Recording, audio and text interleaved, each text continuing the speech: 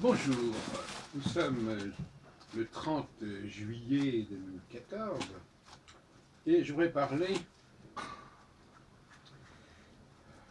de certaines dérives divinatoires de l'astrologie. Les maisons astrologiques, en tout état de cause, sont proprement de la divination. Mais en fait, à l'origine, ce n'était pas vraiment le cas. À l'origine, c'était une sorte de checklist. Checklist, c'est-à-dire, voilà, on va aborder avec le client tel et tel sujet. C'est-à-dire ce dont parle Ptolémée, finalement. Voilà. On va aborder la question de la famille, on va aborder la question du travail, on va aborder la question de la santé. Donc ça, ce sont des questions qu'on peut aborder sous différents angles. Comment cette checklist est-elle devenue divinatoire? Quand elle s'est cristallisée, cristalliser n'est pas un mot excessif en l'occurrence. Il y a bien une cristallisation d'une liste parfaitement banale de sujets, le mariage, les enfants, les parents, la santé, les voyages. Ce basculement d'une approche, disons, presque sociologique, socio-culturelle, vers la divination est tout à fait remarquable. Ce que j'ai appelé à une époque l'ésotérisation. C'était en 2002-2001. On rend ésotérique ce qui ne l'est pas.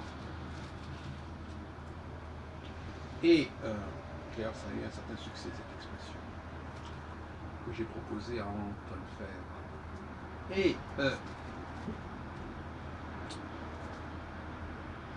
ça a pris alors, chez Ptolémée, ça reste encore raisonnable.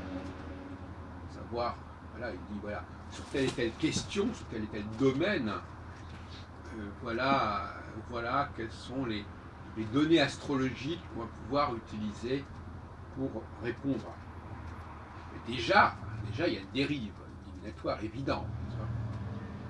On peut dire qu'on prend une checklist qui au départ n'avait peut-être aucune dimension divinatoire, mais purement ergonomique, si on peut dire, voilà, heuristique. Et puis on la met à la sauce astronomique, on la relie à des configurations astronomiques, et ça devient divinatoire. On est en pleine astromancie. Mais ça, c'est pas encore le pire. Le pire, c'est... Alors, on ne sait pas encore très bien, il y a des choses qu'on n'a pas complètement éclaircies sur le plan historique.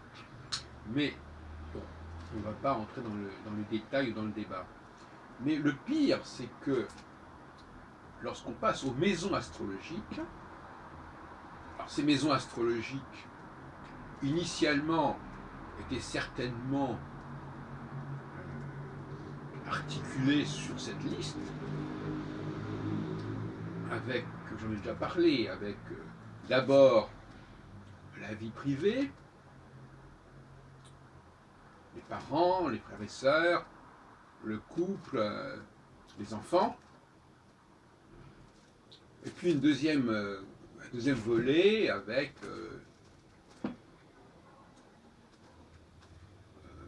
les richesses, les honneurs, les dignités, les maladies, et puis la mort. Alors,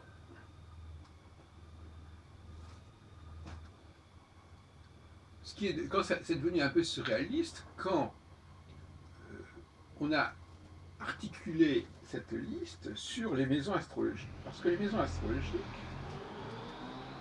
elles changent en moyenne toutes les 2 heures, encore, entre 1 heure et 3 heures.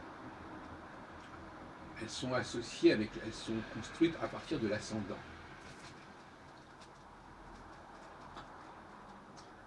On appelait autrefois l'horoscope, d'où le nom général du thème horoscope.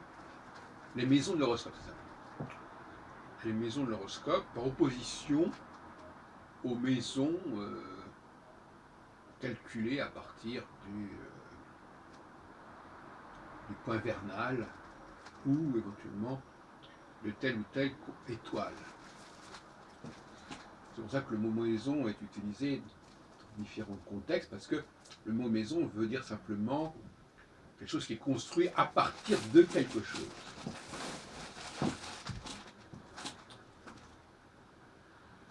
Ce qui fait qu'on peut très bien employer le mot dans plusieurs contextes différents. Les maisons construites sur le plan sidéral, sur le plan tropical, sur le plan de l'ascendant, ou du descendant, peut-être, ce ne sont pas les mêmes maisons. En tout cas, ce n'est pas les mêmes calculs, et donc ça ne correspondra pas aux mêmes époques. Alors, là où ça devient grave, c'est deux choses.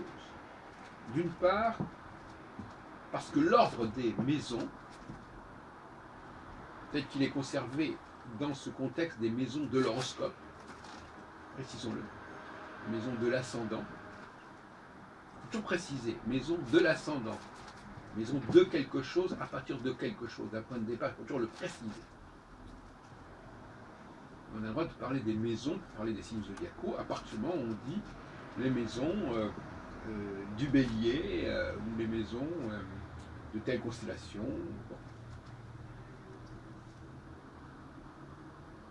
Mais si l'ordre des maisons de l'horoscope, en l'occurrence, est visiblement perturbé, est visiblement corrompu, déformé, ici, à partir de ce moment-là, je ne sais pas si la maison des maladies vient s'intercaler entre la maison des enfants et la maison du mariage, par exemple, comme se dire quelque chose qui cloche. Ça, c'est un premier problème. Donc la maison des voyages fait suite à la maison de la mort, c'est aussi un petit peu un problème. Et ça vient du fait que la maison 8 était initialement la 8e et dernière maison à 8 maisons, et que quand on en a rajouté 4 maisons supplémentaires, on a gardé malgré tout cette 8e maison pour la mort. Et aussi, ça n'arrange pas les choses. Mais le plus grave pour moi, c'est pas uniquement ça. Le plus grave, c'est que les questions comme justement les sujets, les interrogations liées à la vie quotidienne, à la vie privée, à la vie publique, etc., tout ça va se jouer sur la base du mouvement diurne, du cycle de la journée. Donc on a bien vu, ça correspond un peu aux heures doubles, hein, les 12 heures, 12 soit 2 heures, comme sur les pendules. Autrefois fonctionnait normalement sur la base de 2 heures pour changer d'heure. Alors si jamais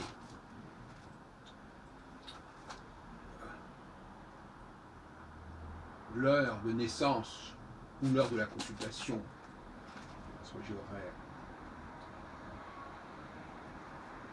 fait que tel facteur, telle maison,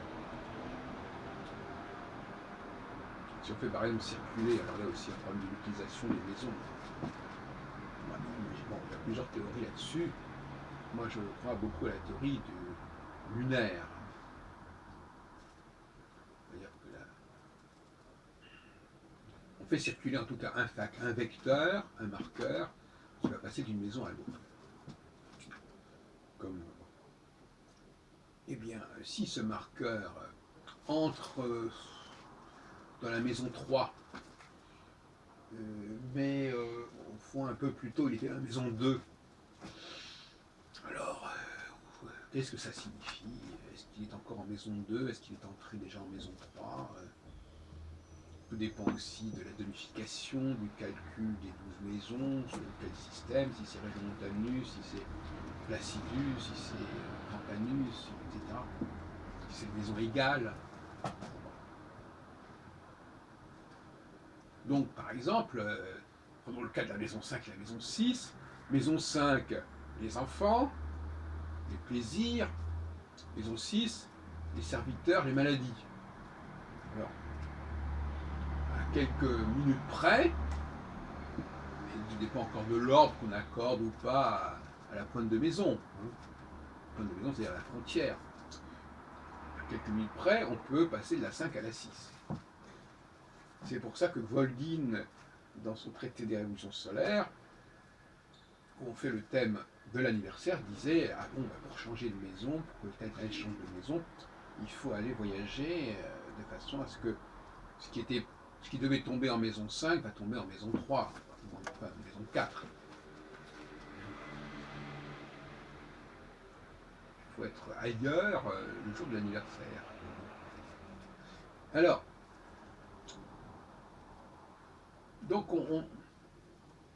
une checklist, une malheureuse checklist qui devait servir à s'interroger sur un certain nombre de questions, devient une espèce de couperet, de roulette, hein, comme au casino.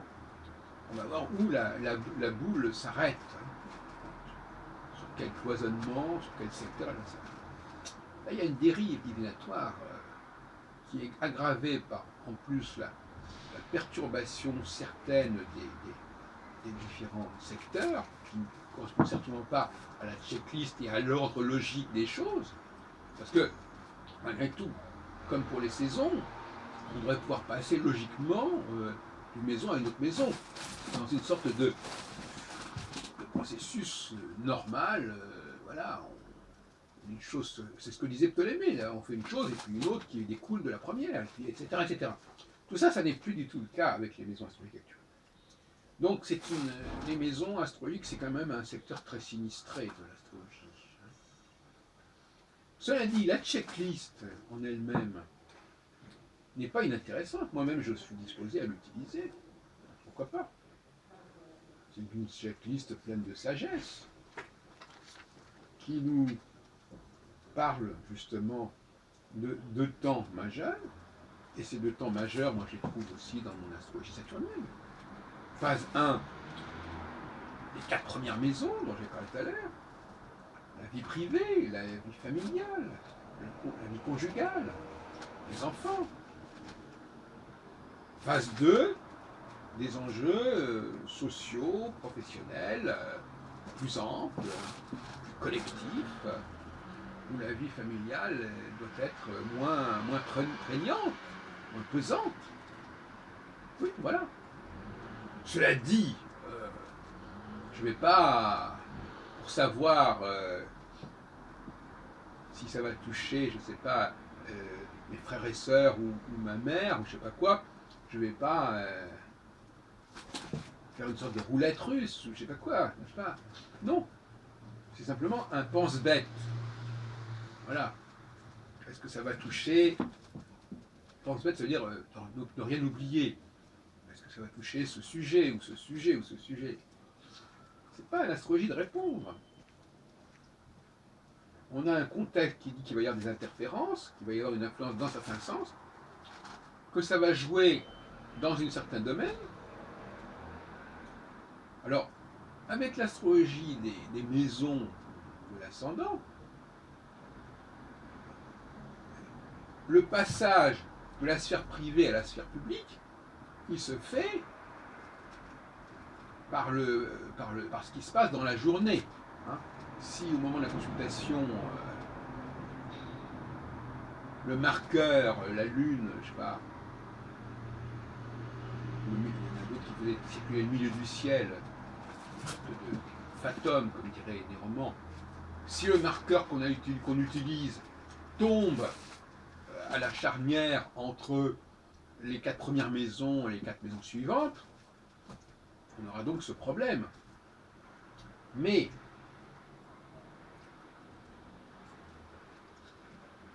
c'est pas inintéressant en soi.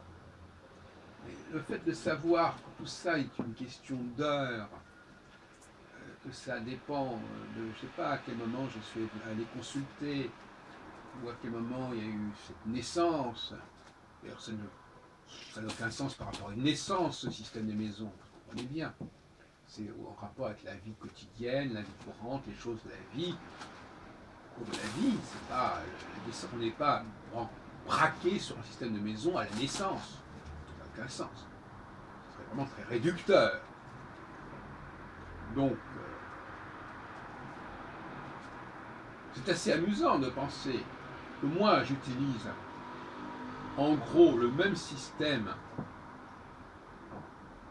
la même checklist, si on veut, sur une base de 7 ans,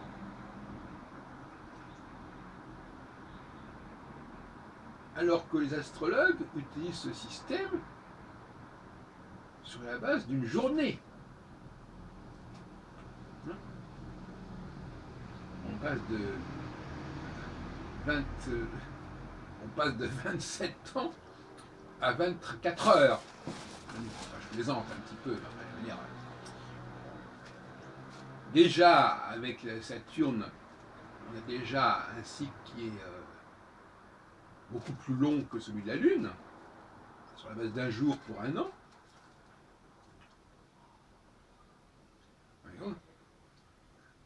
Ben, là, effectivement, c'est une question de minutes. J'avais déjà signalé à quel point j'étais choqué par cette idée que toute une vie pouvait être représentée par l'heure à laquelle on consulte dans la journée. Parce que cette façon que les astrologues ont de s'intéresser à l'heure de naissance ou à l'heure de ceci ou l'heure de cela, ça montre bien à quel point le système est extrêmement volatile et qu'il dépend de peu de choses. Donc, checklist, oui, mais à la disposition des astrologues, oui, mais pas, cette checklist ne doit pas elle-même s'auto-définir, c'est-à-dire elle ne doit pas elle-même définir à quel moment elle fonctionne. Elle doit être autonome, l'astrologue doit avoir un système cyclique à sa disposition, qui n'est pas forcément articulé sur la checklist en question. Mais cette checklist, elle l'incite, elle l'invite à réfléchir sur tel et tel point. Par exemple, pour terminer, si je dis à un moment donné, par exemple, oui, pendant cet été, je ne sais pas, de telle année, vous avez fait telle chose, mais comment ça a été possible? Parfois, les gens ne se souviennent pas. Ils se souviennent des résultats, mais ils ne se souviennent pas des moyens. On dit, est-ce qu'il n'y a pas eu une question, par exemple, privée, une relation privée qui a joué un rôle important pendant cet été de telle année, par exemple 2007. Et en fin de compte, on s'aperçoit qu'en effet, il y avait un proche qui a joué un certain rôle, et que la famille a joué un certain rôle. Que certes, des choses se sont faites, c'est vrai, sur le plan professionnel, mais qu'elles étaient dépendantes, largement fonction de certains enjeux personnels, familiaux, sentimentaux, affectifs. C'est ça la checklist. Alors, inversement, je terminerai là-dessus, un autre moment où des enjeux, des affaires personnelles ont été influencés par des enjeux professionnels. Et qu'ils ont pu interférer, ils ont pu peser sur la relation qui a pu en souffrir. Voilà.